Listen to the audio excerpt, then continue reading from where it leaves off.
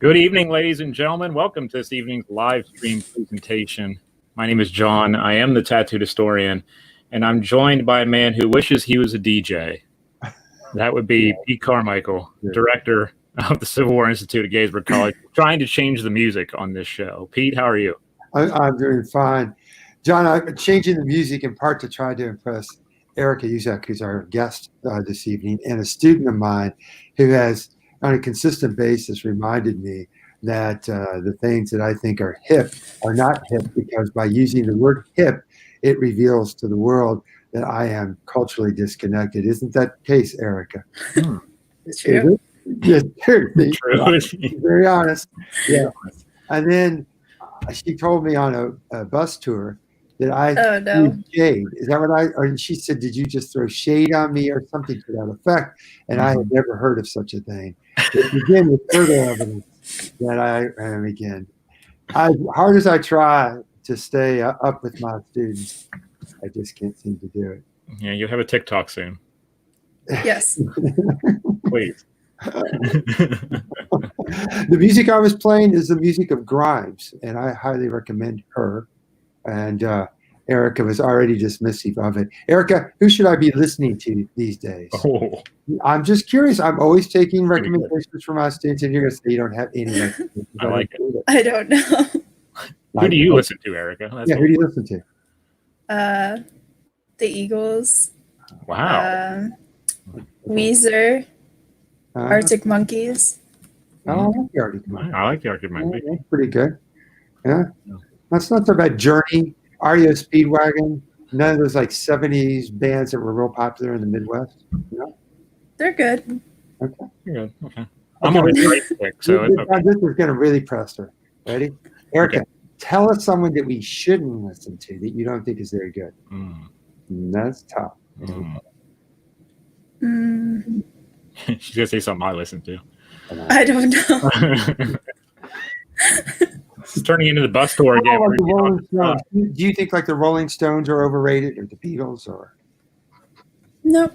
You like that? They're good. Okay. Yeah. All right. That's good. Very open music taste. Well, that is a part I should say a little bit about Erica. She is a musician. She's in the band.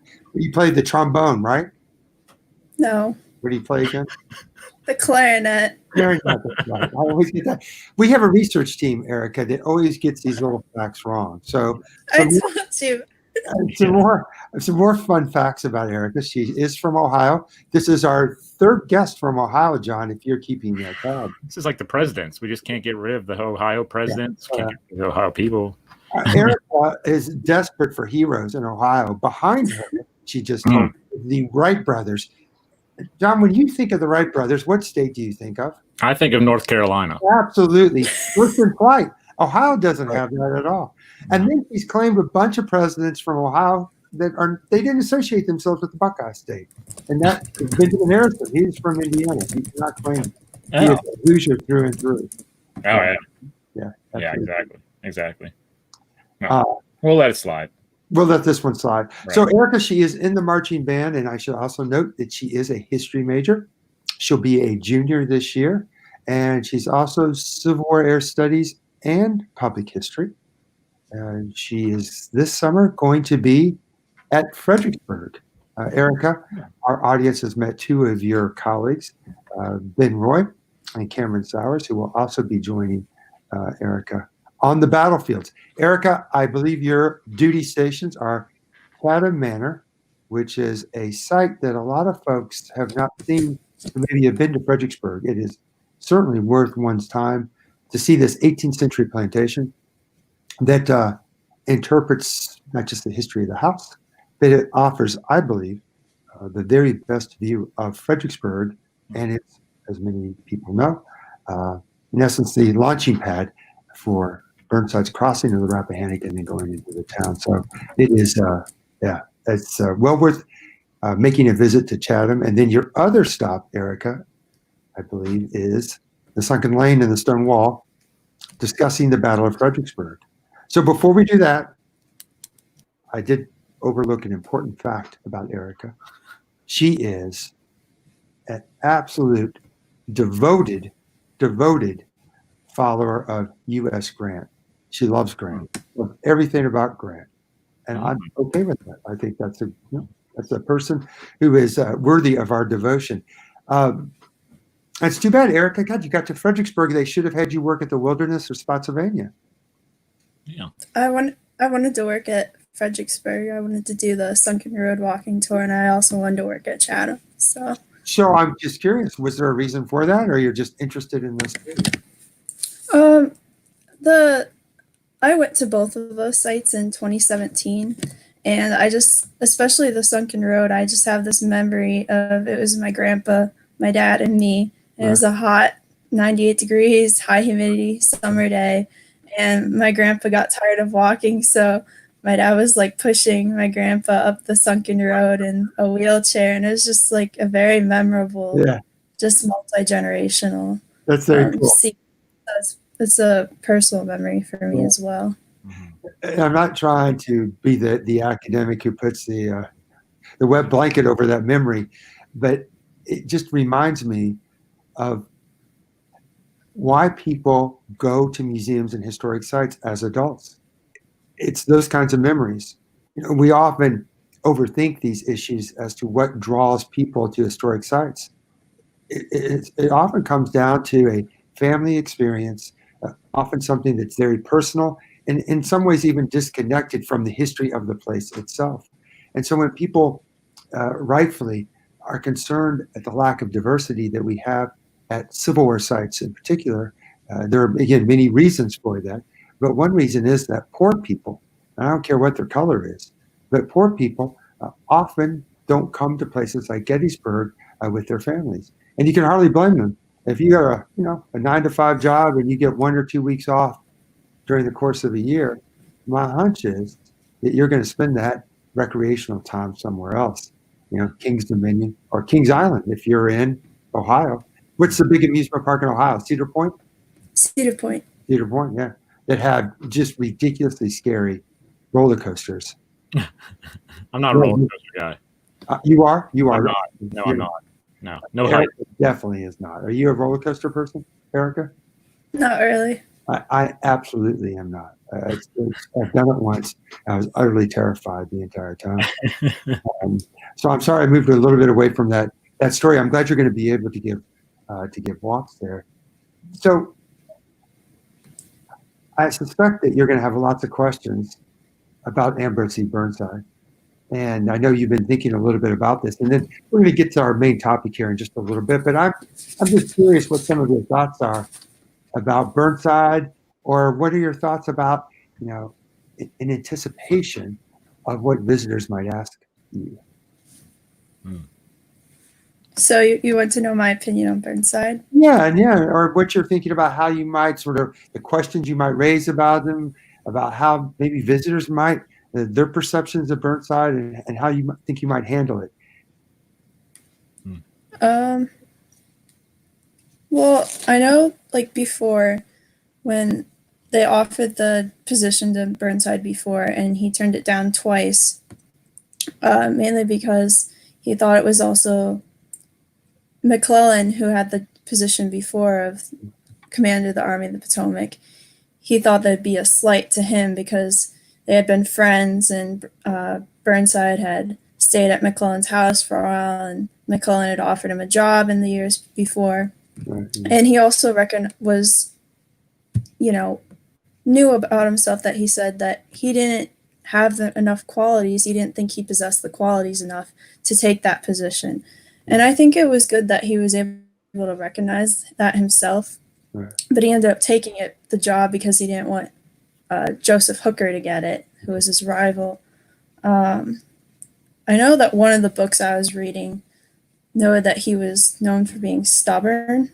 And I think that can be seen at Fredericksburg, and that even as, several divisions have been sent, according to Joseph Hooker, when he goes to argue with him against more divisions being sent up against Marie's Heights, he's still saying, you need to keep sending the divisions on. And I think that his unwillingness to listen to his subordinates really hurt him, even in the day after the assaults on the Stonewall and Marie's Heights, he's still wanting to send more troops, and he says he's going to lead them on December 14th.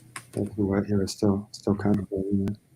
Well, Erica, I think that you're going to get some very interesting opinions about Burnside because, as you've just suggested, his determination to continue the attacks, even in the face of how utterly pointless they were, it sort of goes beyond any sort of reasonable explanation. And the book that I think I did suggest to you that offers an empathetic view, some might say too empathetic, is William Marvel, Marvel, Marvel's biography of Burnside. William Marvel has written just a number of very good Civil War books. He writes beautifully. And we don't have the code up here because you're not a University of North Carolina author, Erica. Maybe someday you will be. But the William Marvel biography, and it's just called Burnside, is published by UNC. It is in paperback. And for our viewers out there, I think that Burnside on the surface would seem to be not a very interesting person to read about, but Marvel does I think, fantastic job in complicating the situation in which Burnside had to operate, and the politics, as anyone could imagine, were extremely complex. And the Burnside's decision to attack at Fredericksburg is in part a consequence of the Northern people demanding action, George B. McClellan not giving that kind of action to the people or to Lincoln, and certainly Burnside is well aware of that. Well, you're going to have a great summer there. I'm very eager to come down and to see you and to see the rest of the Gettysburg crowd. I just want to, again, note that of the many things that the Civil War Institute does, and one is the conference, which we're all so disappointed that we can't do this year. Erica was with us last year, and it was a great deal of fun. We're sorry that, of course, has been postponed. It's going to happen next June, though. I can guarantee that.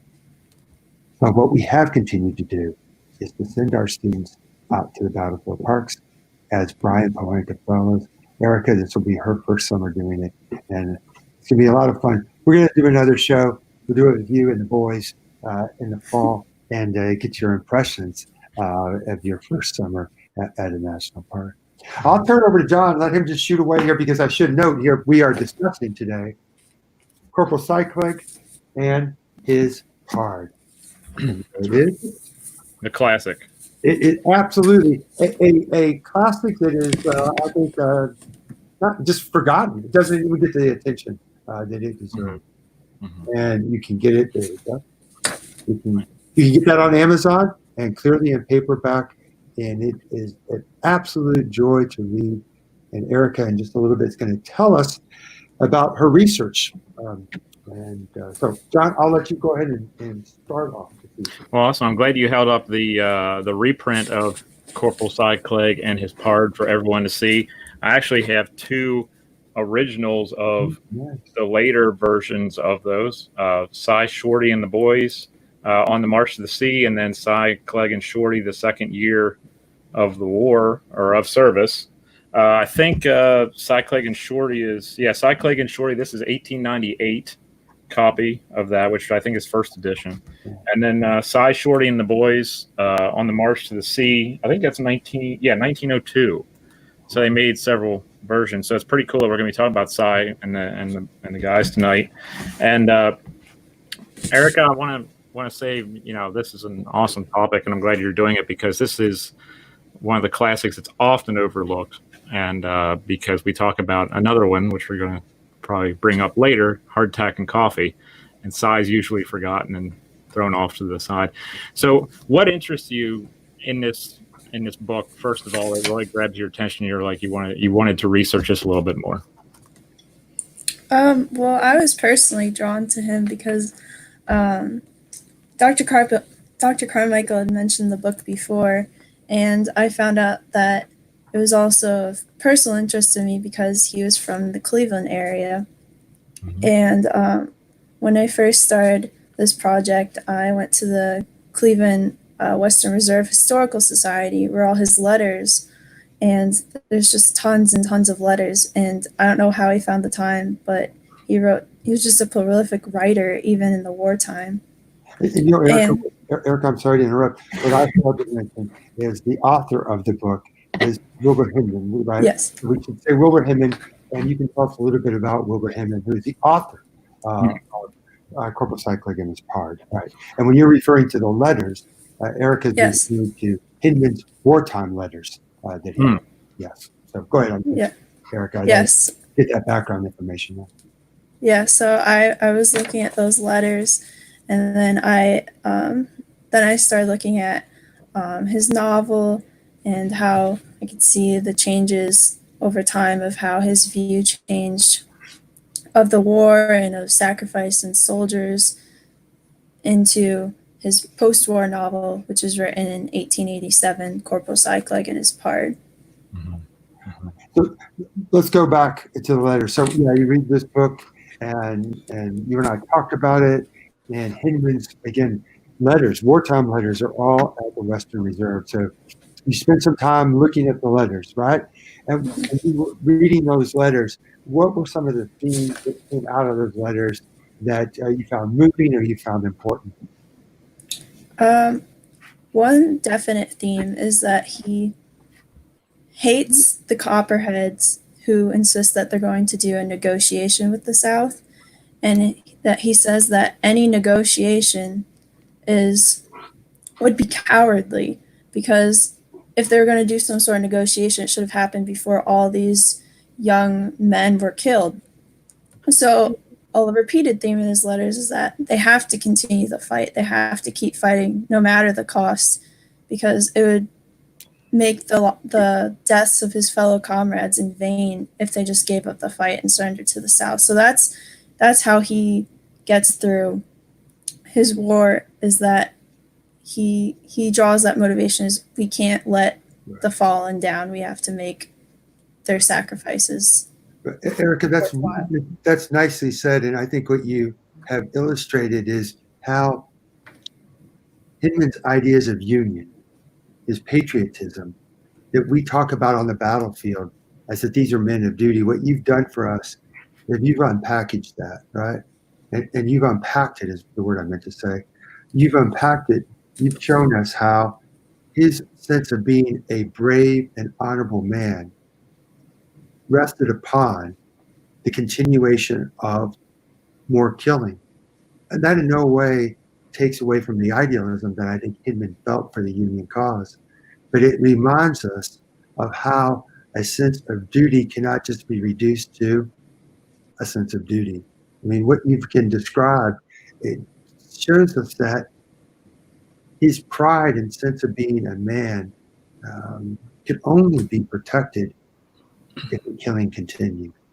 And it's both, I think, sort of tragic and somewhat disturbing, but also admirable and idealistic.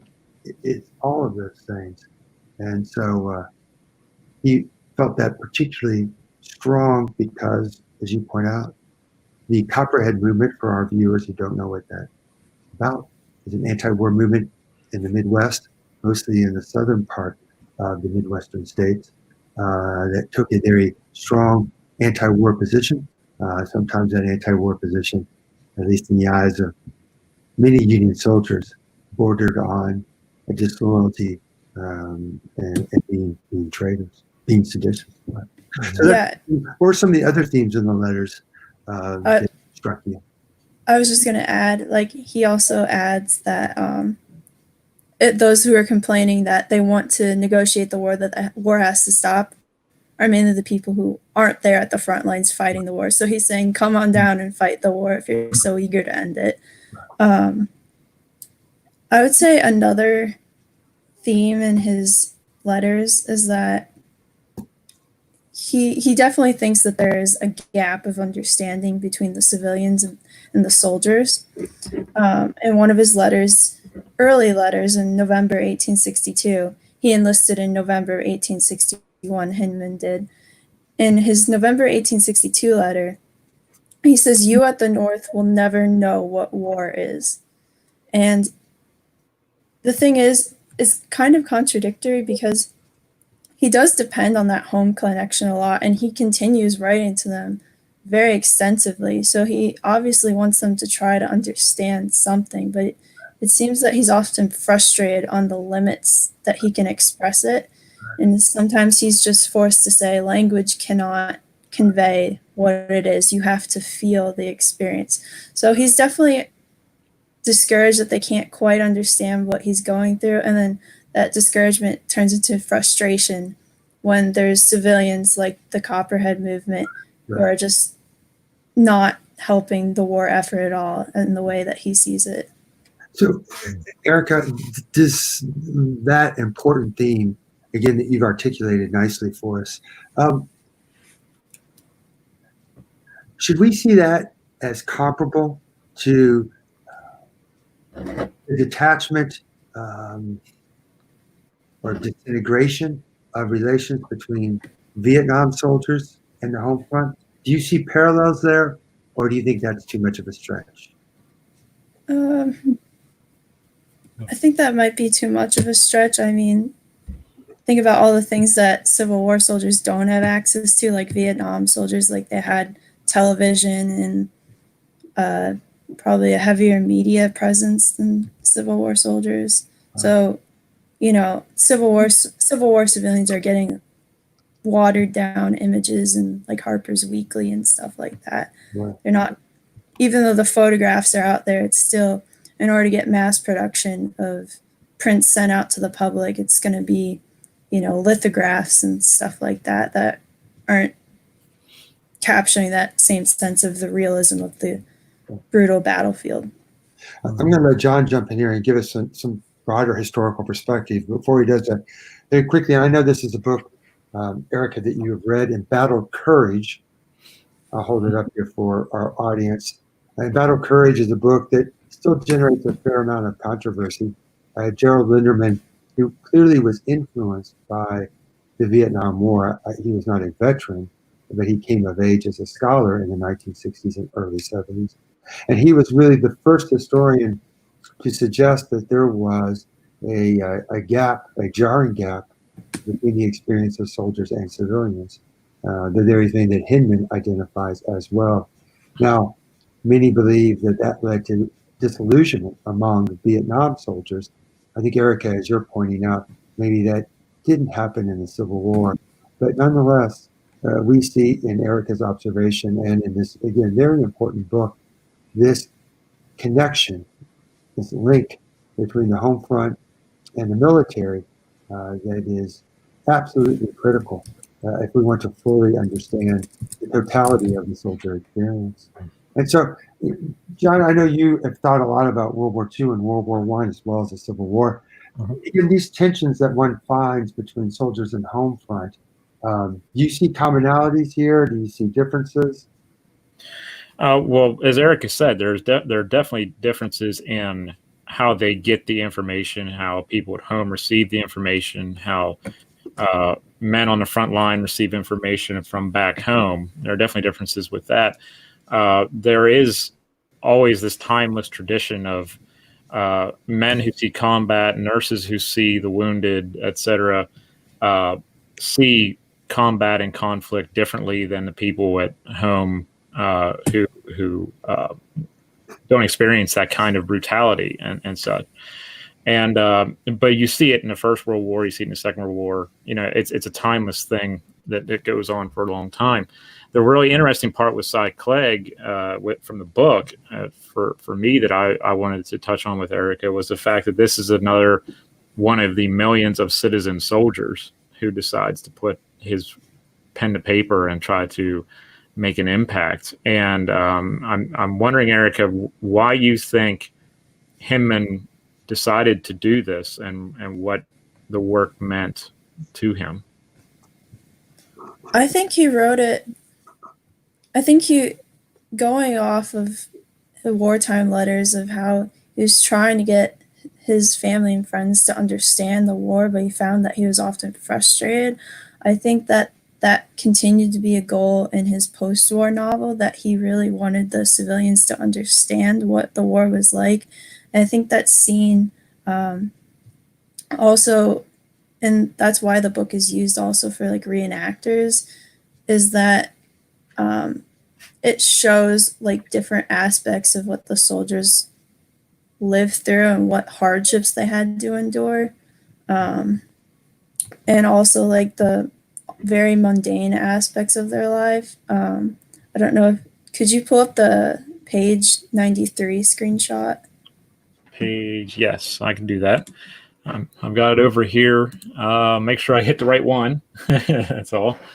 That's this one, I believe. This one, 92. Yes. Yeah, this is the canteen pic. The canteen. Oh, the canteen. I'm sorry. Yeah. No, this is the right one. That was the right one. Oh, I was the right one. Okay, I'm sorry. Yeah. Okay. But Can you blow it this- up? I can try. Let's see.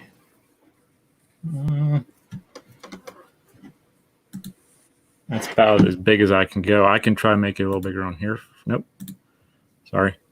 That's about as big as I can go with that particular JPEG. I'm sorry. It's okay. Okay.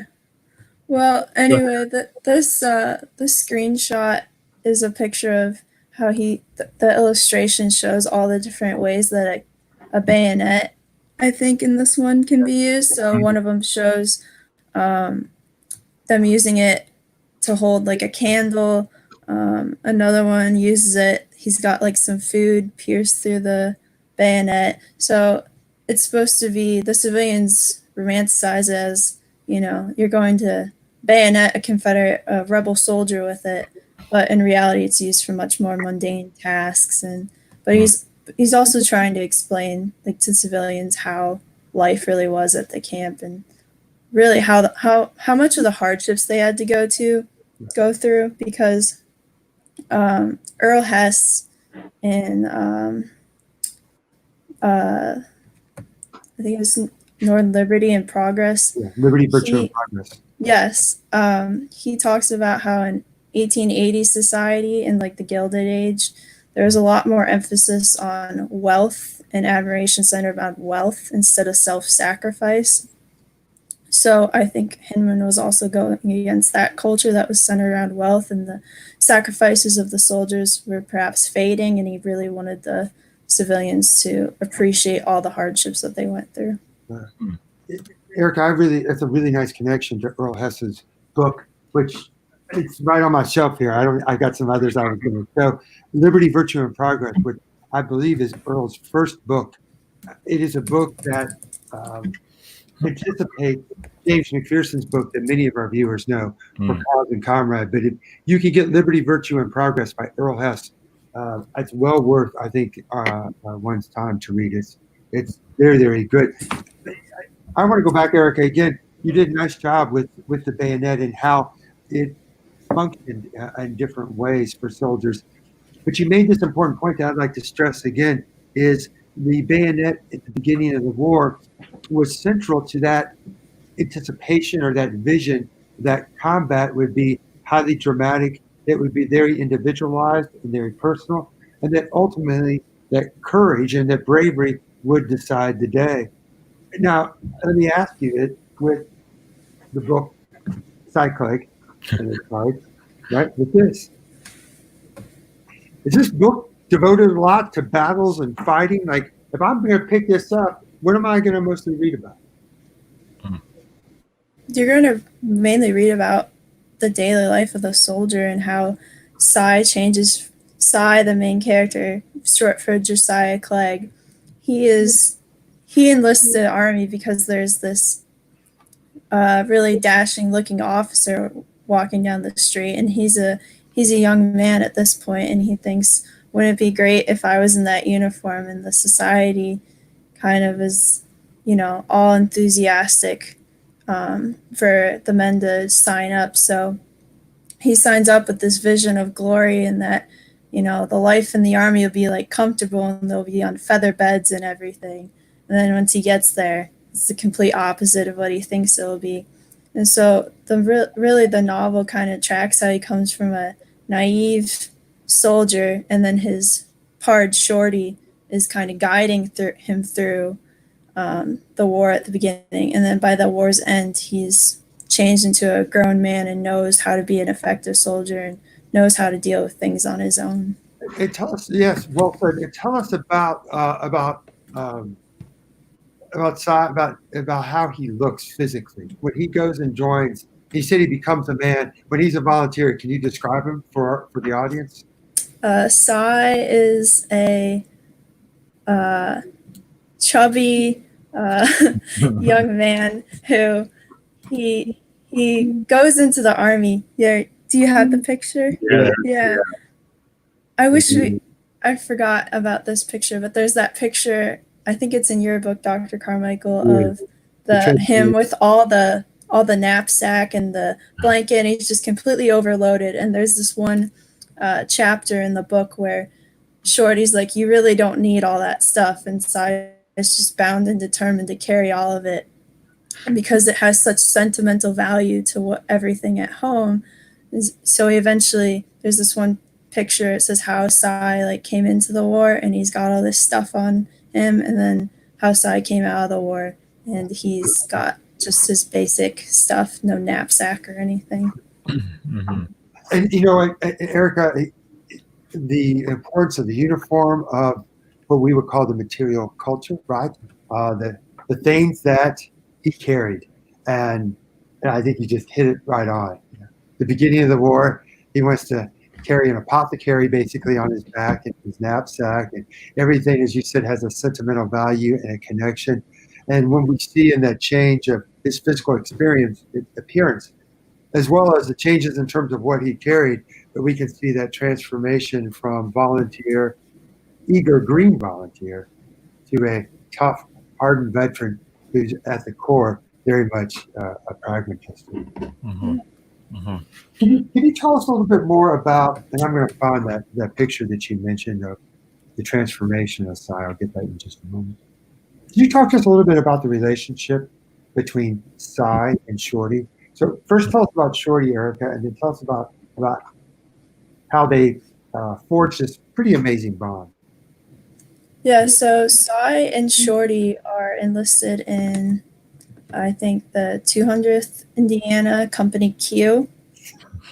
And which didn't exist, right? There's no 200th Indiana, and certainly no Company Q. Yeah. Which I think Company Q, he picked that because it's supposed to be like a band of misfits. I believe I read somewhere in the introduction. But Cy is the naive young soldier, and he doesn't really know what's going on. And Shorty is he's actually a tall soldier. Shorty is an older veteran. He has, not veteran, but he has more experience than Shorty, and he's much less sentimental than than Cy. Shorty is much less sentimental than Cy. And Shorty's much more pragmatic than Cy, and he is always coaching him on, what he has to do to get by to survive, and just guiding him along, making sure he doesn't get in fights with the older veterans, and they become. So what are some of the things that Cy tells Shorty, hey, or right, that Shorty tells Cy that you got to do? What's some of Shorty's wisdom that he offers? Well, after their first battle, Cy is very discouraged because they had to bury their own soldiers in a mass grave, and Cy says something to the effect of, they deserve better than to be buried like so many potatoes in a row. Yeah. And Shorty says, you're getting too sentimental about it. You have to just keep moving on and accept that that's how it is. Right. And so Shorty helps him to kind of keep moving on and just not dwell on the moralistic aspects of the war at the first, that this is how it is and they can't really change it. They don't have too much within their control. They can only look out for themselves and each other as pards. And then we'll let John go here, but then quickly, I'm glad that you said this because it's part of the title of the book. He said, that they need to almost sort of treasure this special relationship. They were pards. So talk to us a little bit about what does that exactly mean, that they were pards?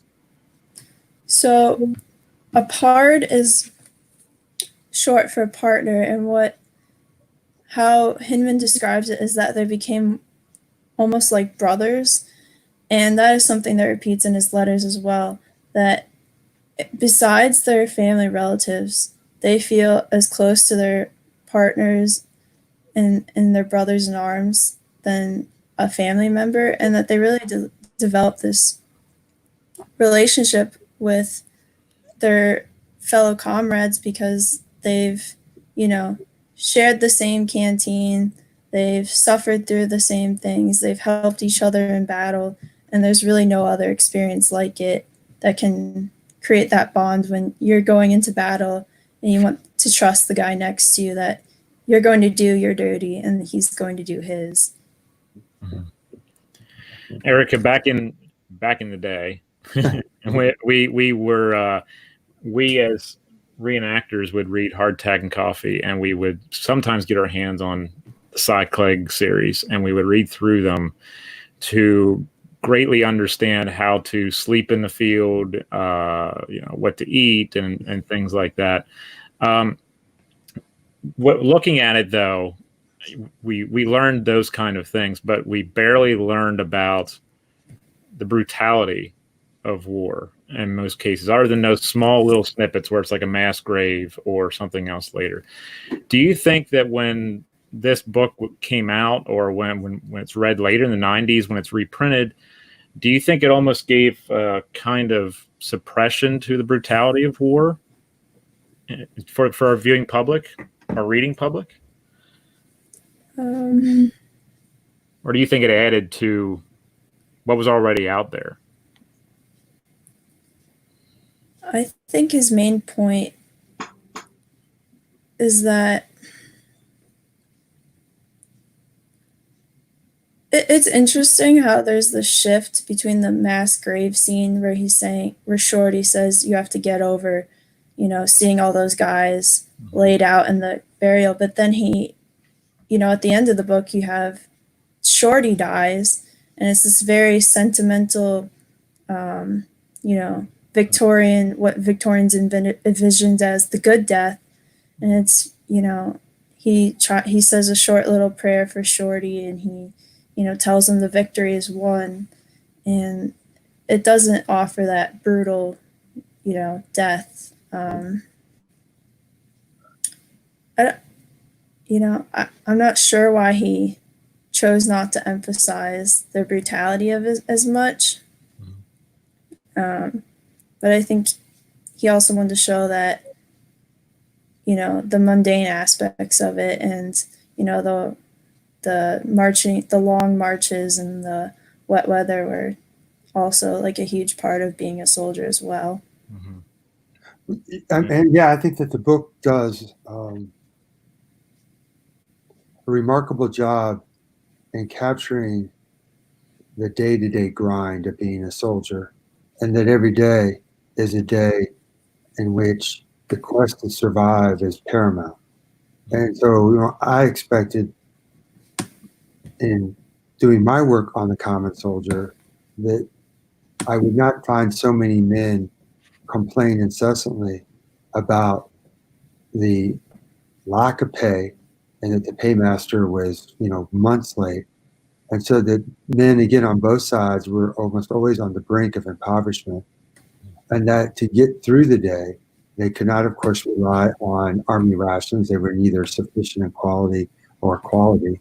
And so you see, again, that these men are thinking, in most of their energy and time, it's devoted to what we find in this book: creative, innovative, pragmatic strategies to be able to ensure that they can, get through the day, and especially when they're in the field and on the march, and continue the next day. And I think that, Erica, you've already pointed about the importance of a pard or a partner, and it's the importance of messmates. And I don't want to ask too specific of a question, but so I'll broaden it a little bit by asking you this.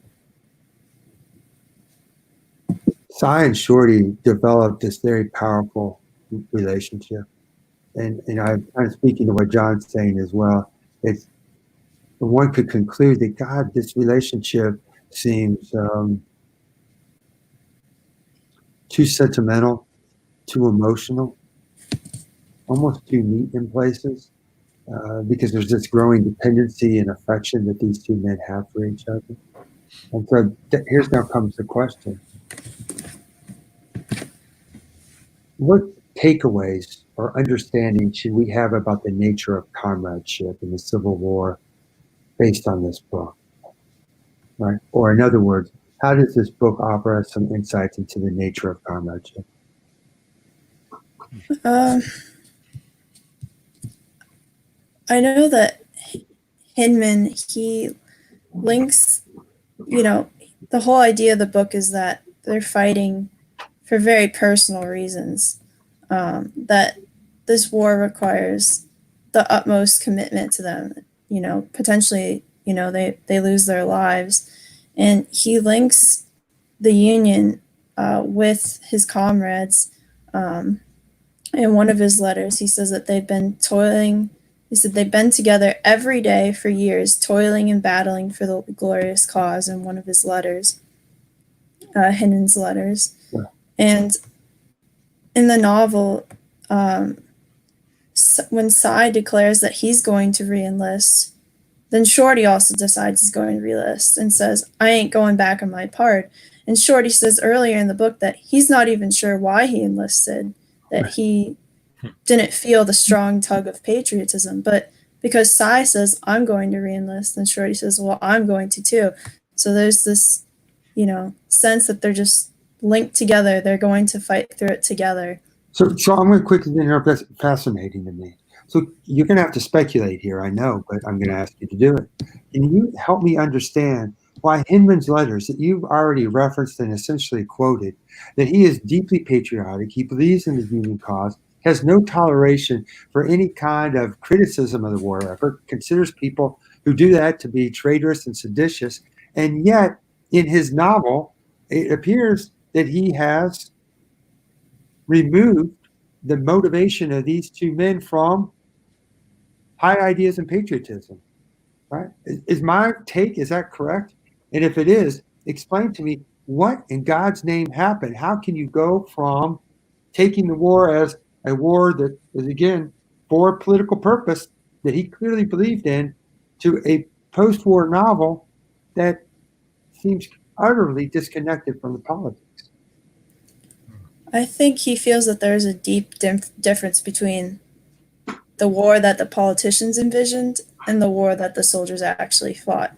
I think the reason, he expresses a dislike of politicians in his letters, but I think he draws upon that further in the novel, because at the end of the novel, he points at the corruptness of the federal government, and that this candidate for the Congress, says, "I can get your pension raised only if you support me, and then I'll, pass a bill trying to get your pension raised."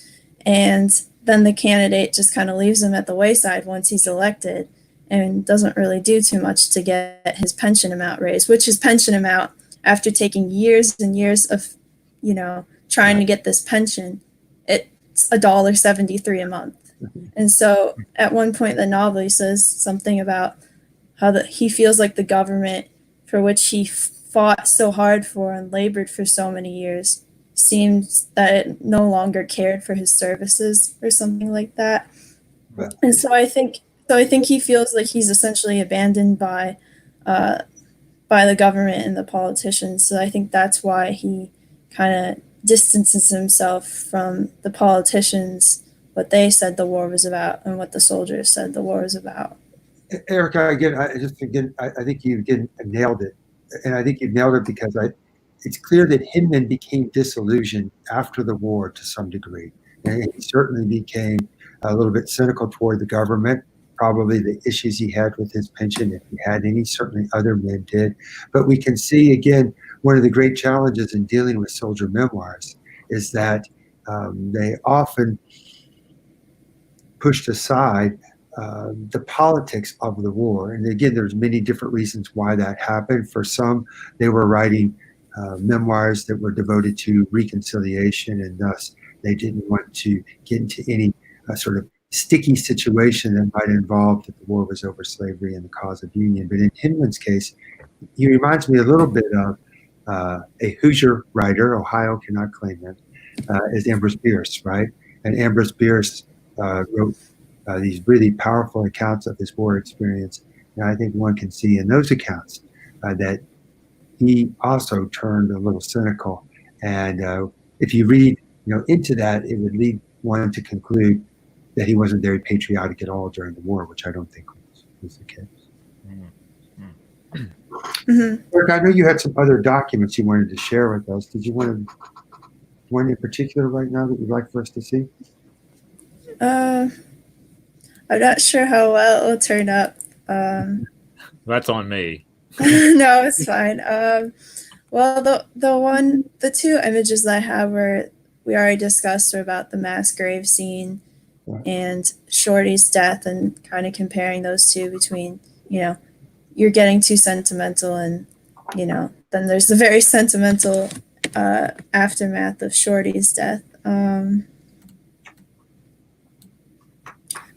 I was going to add to the, just really quickly to the politicians, Sure. And the soldiers. There's this one quote where Shorty, he says he's going to stick it out with the army until the end. And he says, I'm going to keep pegging away all the same, as if I was full of patriotism as those red-hot speechifers up north that go around slopping over. But they're mighty careful not to join the army themselves. So that's another distinguishing characteristic of this book, is that the dialogue is written in this dialect that's you have to read it out loud sometimes for it to make sense. Yeah. But in that passage, he's saying, oh yeah, I'm going to keep going ahead as if I'm as full of patriotism as the politicians. But he says, hey, but the politicians, you don't see them enlisting in the army. And so I think that's another factor. Yeah. But you've I think also captured something of great value in this book, and that is, the dialect, Hoosier talk or Midwestern speak, right? It gives you again that sense of immediacy. And I also should note is the sketches that we showed a few. Here's the one, the transformation of Cy, right? Yeah. And again, the rookie soldier, he's got everything, including the kitchen sink on his backpack, and then the transformation into a tough, efficient veteran with just a blanket roll. Is again the book. I don't know, God knows how many illustrations are in that book, Erica, but it has to be pushing 75 to 100, I would think. I mean, they're pretty remarkable. Yeah, actually, I found out today that actually Cy Klegg was a character who first showed up in the National Tribune, which is the veterans newspaper. Yeah. And that the same illustrator who did the newspaper continued that for the book, for Hinman's book. For Hinman's book. Yeah.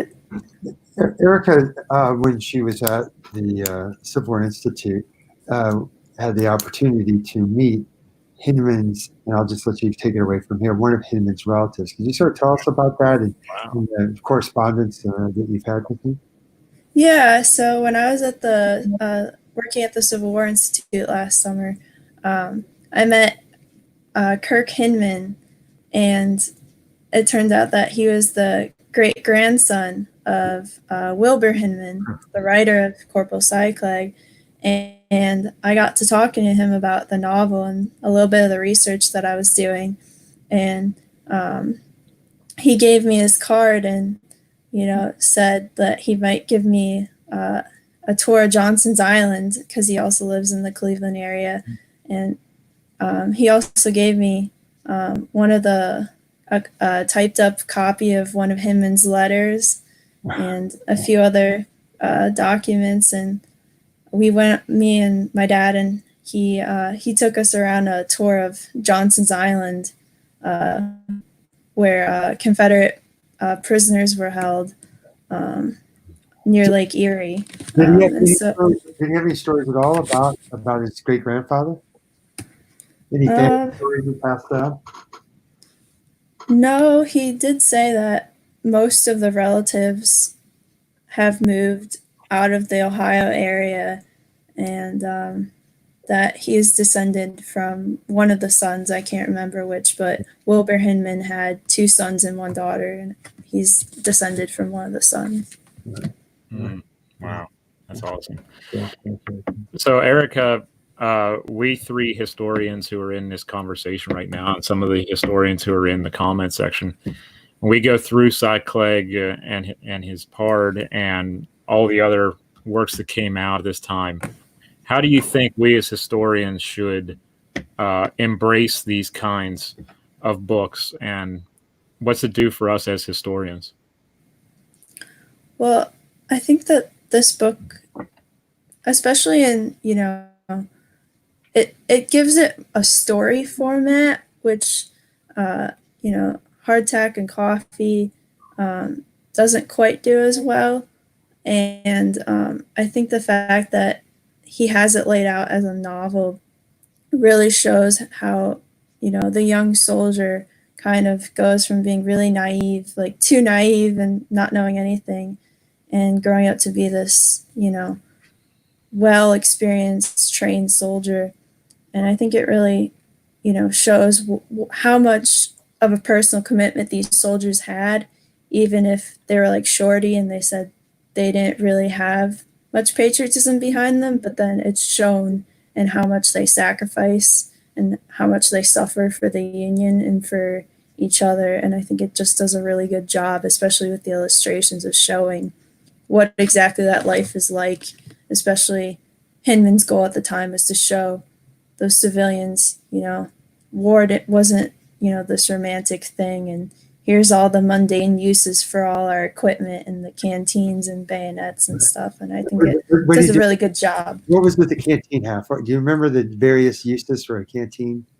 First, the problem was they weren't soldered well together, so they were this sort of junky equipment that, of course, frustrated the soldiers. So they could break it in half, and then they would use the canteen half. I remember that he uses the canteen half, I think, to wash his face or something like that. And for digging for trenches. For a frying pan as well. It's things that you wouldn't think it would be used for. Right. Trying to find this is where we got our ideas reenacting years ago. We used to carry around canteen halves and stuff because we read it in Klegg or we read it in Hardtack and Coffee. It influenced so many reenactors. So here's Hardtack and Coffee. I can see there's a glare. Hardtack and Coffee, Josh Billings, still in print, in paperback, I believe, and well worth everyone's attention with Klegg and His Pard. And I think that the other thing to mention is we talked a little bit about combat in a book, again, that is still in print. I always get questions about PTSD and Civil War soldiers, and there's been much writing about that subject. But the individual who I believe initiated this inquiry is Eric Dean Jr., and it's an interesting title. There we go. Shook Over Hell, which offers some comparisons to Vietnam veterans. Shook Over Hell. It's quite good. Erica, you've read this or no? I can't remember. Have you seen it? We read part of it for your class, yes. Part of it as well, yeah. It's a good book, yes. It is. Yeah. Again, it's a must. And then one that I think that doesn't get as much attention as it deserves is War Stories by Frances. Yeah, we read that too. We read that, yeah. Who's that by, Pete? Frances Clark with an E. She actually teaches in Australia. Okay. This is, again, a very important book to understand how Northern soldiers inhabited a culture of sentimentalism. And I think, again, it is a piece that should be read after In Battle Courage. She takes issue with a lot of the conclusions in Battle Courage. I know we might have some questions here, but I'd like to get one more to Eric. Go ahead, Pete. We have a lot of comments, so go ahead. You have time. Again, I'm struck in this book by the quest to survive, which required them to sign surety. It required them to steal from comrades. Again, the level of thievery was really astonishing, and that they were almost always on guard, knowing that you really couldn't trust anyone except your pard. And so you this incredible bond that we've already mentioned between these two men, and how much they needed each other to survive, and that created this, you get an emotional connection. And so now here's the question. A lot of people say, well, that doesn't surprise me, that is the universal, sort of almost condition of men at war. And now we should say women and men at war. So does this book, Erica, should we draw conclusions that say, hey, these are just kind of universal truths throughout time, throughout military history, or would you caution against them? Sorry, my internet crashed. Could you repeat your question? From the top. Yeah. So when we think about the relationship between Sign and Surety, and we see again this great bond, many people might say that's not surprising, because one can find that intimacy, that connection, that dependency between men, and now we should say men and women at war.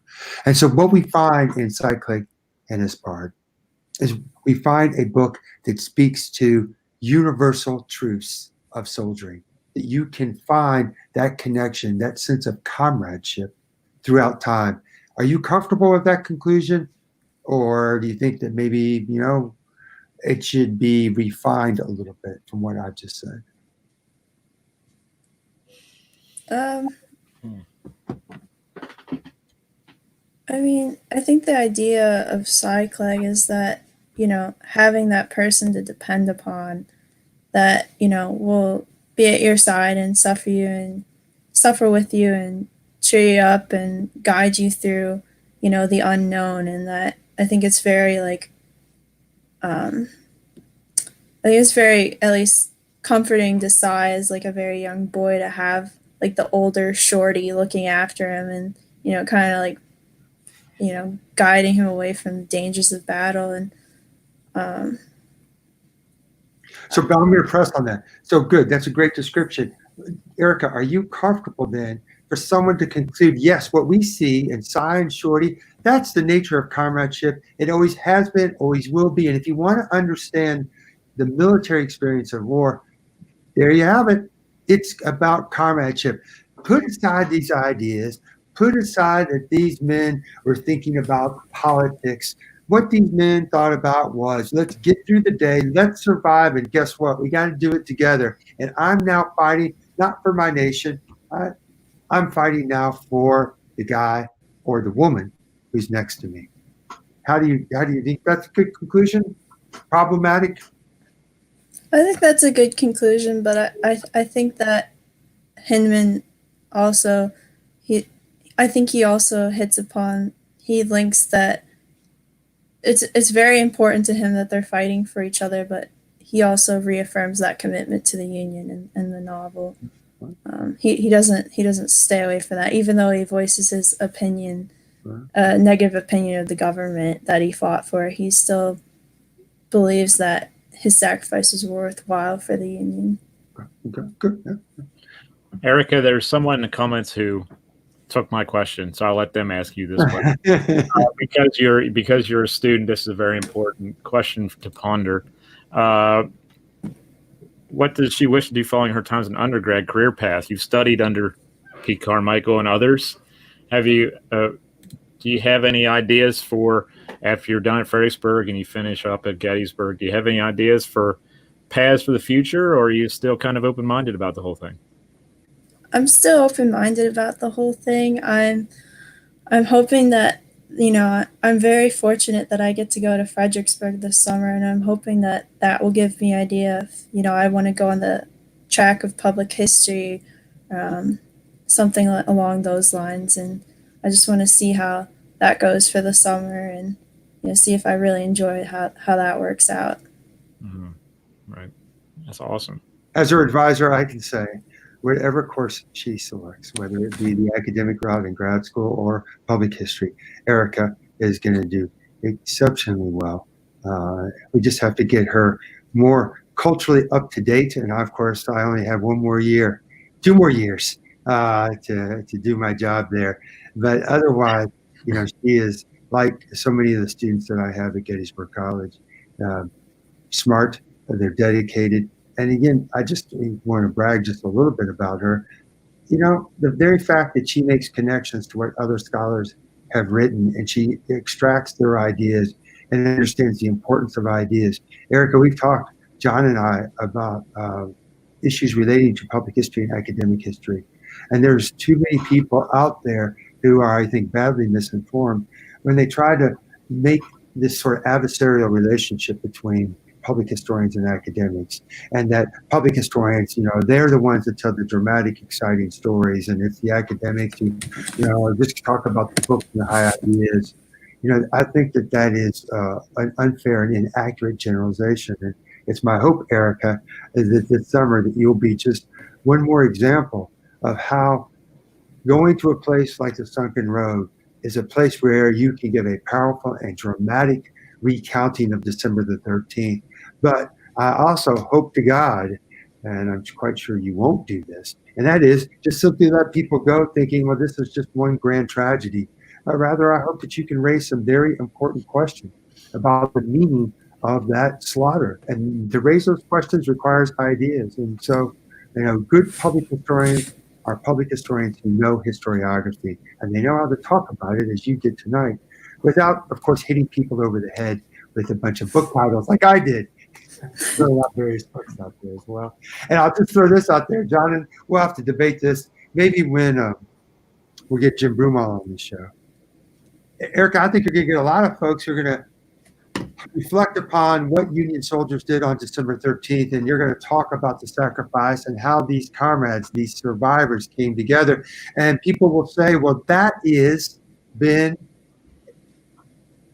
the truism throughout history. The governments getting their men slaughtered for no good reason. And the cynicism that I encountered when I did Sunken Road walks, I heard it all the time, which is unfortunate, because what I think Klegg and His Pard do better than any book I've seen, what Klegg and His Pard do is that they remind us that every historical moment is distinct and different. And for anyone to suggest to me that a Civil War soldier is no different than a Vietnam soldier. And I've heard people say they're just like us, they miss their families, they love their comrades. Yes, but their world, as this book demonstrates, radically different.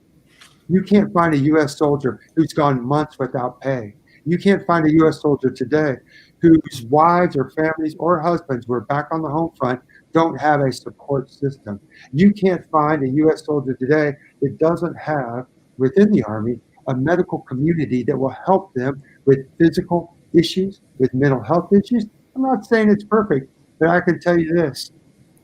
Heckman in part was disillusioned, because when he came home, he had a pension system, and that's about it. And during the war, as this book illustrates, time and time again, on the brink of impoverishment, because the government had not paid them in time. They got in debt to settlers. They were forced to steal, not just from civilians, but from each other. That's the world. It's not the world today. And so I hope that when people want to make these grand universal generalizations about soldiering, I hope that we as historians will remind them every historic moment or period is unique and distinct. I like that I'm talking about the side of the book. It's kind of weird, isn't it? I would say that is partially true, that I think people want to find that they can relate to, people of another age, even though it is drastically different. I know I did 2 soldier profiles for Killed at Gettysburg, and the one, Octave Marcel, his family was completely destitute, and he was sending back his wages to his father, and his father, after the war, his son is killed at Gettysburg, and his father, after the war, his clothes are falling apart, his neighbors testify, and, he gets, Wow. He gets like a pension of like $8 a month, and, and that's not enough to live by. And then Just really quickly, in terms of relatability, when I was researching Elijah Hayden of the 8th Ohio, who was killed at Gettysburg, I thought that his letters really rang a relatable tone. It's his letters to his young daughter, and he's trying to hide the fact that they have such a hard life on the front, but his letters to his daughter are just so heartbreaking, and he's just like so concerned about how his daughter's doing and trying to hide any questions about his own health. And feeling so helpless, right, to do anything. Very quickly, John, if I don't mind, for Erica to end with this, could you quickly tell the audience what is Killed at Gettysburg and where can they find it? And I'll just note that the research behind Killed at Gettysburg is done by Gettysburg College students. We take them down to the National Archives. They spend a day down there working with the staff. It's a great experience for our students. And again, I will be shameless to promote what this college does. Find another college, if you're interested in history, in which you can take a day trip down to the National Archive. I'm hardly the only one who does that. Many of my peers and colleagues do that at Gettysburg College. Original research that you then write and then get it out to the public. So take it away, Erica. What is Killed at Gettysburg? So Killed at Gettysburg is a digital project that first-year students do and Civil War Institute fellows do. And we research, a soldier that's fairly unknown who was killed at the battle. And we go deep in the, Ancestry.com records, Fold 3 military records. We go to the National Archives and we just try to undig as much information as we can about that soldier, how their background, what happened to them in the battle, and how they're memorialized or their regiment was memorialized. Mm-hmm. And they just need to Google Killed at Gettysburg, and it's Ashley, Dr. Ashley Lusky. Yes. That our audience is familiar with. She's the one that is overseeing that program. Yeah. Erica, it's so good to see you. I will see you in a month or so. I'm going to come down to Gettysburg. I'm going to come to Fredericksburg. Can I go on your walking tour? Are you going to let me go on your walking tour? Yeah? What? Can I go on your walking tour? Yeah. Socially like distant walking tour. Yeah, 6 feet. Yeah, 6 feet. But even with that distance, I can fire away some tough questions, can't I? Yeah, don't let him hijack it, Erica. I won't do that. That's not in me. Erica, again, thank you so much. Excited about your research. Excited to read your next draft of your paper and hoping that it will get published soon as well. John, who do we have for Monday? I didn't look at our schedule. Good God. I didn't either. I was more worried about Klegg tonight, and I didn't look at the schedule. It's either I didn't want to get caught up in I didn't want Erica to get a gotcha question in on me. And it's either Kevin Levin or Megan Kate Nelson. Oh no, it's Megan Kate Nelson Monday. Megan Kate Nelson is on Monday. Yeah. Yes. Megan Kate Nelson is on Monday. Three-cornered war. Yes, the three-cornered war. And he rolls out of frame. There it is. Megan is great. Yes. I'm sorry, Megan. I forgot. That was my fault. Well, we recovered nicely. That's awesome. Yeah. But Erica, thank you for being on. It was awesome having you on here. We've worked together in the field a couple times now, and you did great with those videos that we did for the CWI conference that didn't go over this year, but it was great to have you out there doing that. And I really look forward to what you're going to do in the future. And I'm probably going to make my way down to Fredericksburg too, because I love Fredericksburg. So I'm probably going to have to come down and get a tour as well. So don't pick on me too much when I show up. Dinner at Sammy T's. I love Sammy T's on Caroline Street. It's a good place to eat in Fredericksburg, but Sammy T's is awesome good. Yes. Shout out to them. They're not a sponsor tonight, but shout out. Neither is the band Grimes. Erica, are you going to listen to Grimes after this? Oh. No. No after party with that. Yeah, she seems so sweet and nice, but then, really? I'll keep trying. She's throwing shade at you. She's throwing shade at me. That's right. Yes. Thank you again, Erica, for being on. Really appreciate it. Pete, thank you so much. And thank you, everyone, for all the comments. There's a ton of comments in there to get to. Not too many questions, but a lot of comments, which is great. So we'll have to get to those in a later time here.